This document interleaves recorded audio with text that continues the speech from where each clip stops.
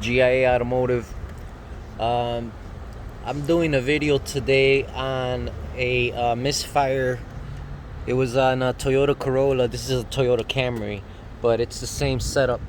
And I just wanted to show you guys what I found right off the bat. It was a these wires here. You see how they're together? These wires need to be separated. See, like this one right here, these shouldn't be touching at all, and that causes an arc. And when it arcs, it's like a misfire. And a lot of these little cars, they vibrate, they shake a lot. At a stoplight, you'll be thinking like, why are they vibrating? Why does it shake a lot? After you do a tune-up and it still shakes, you do the distributor cap, the rotor, the spark plugs, the wires, you're still getting a shake. You're checking off every box down the list. And I didn't have to even change any spark plugs or wires. All I did was separate the wires. I separated them, I untangled them. See, like you can take this one out, take this one out, and put it over, flip it around to the other opposite side of that, like this. So now those two wires aren't crisscrossing anymore. Check that before you go and spend money on some tune-up. See, like this, these two wires are still touching. You can wrap this around two zip ties. Wrap it around the first zip tie here, and then wrap a zip tie in between like that, and that'll separate them.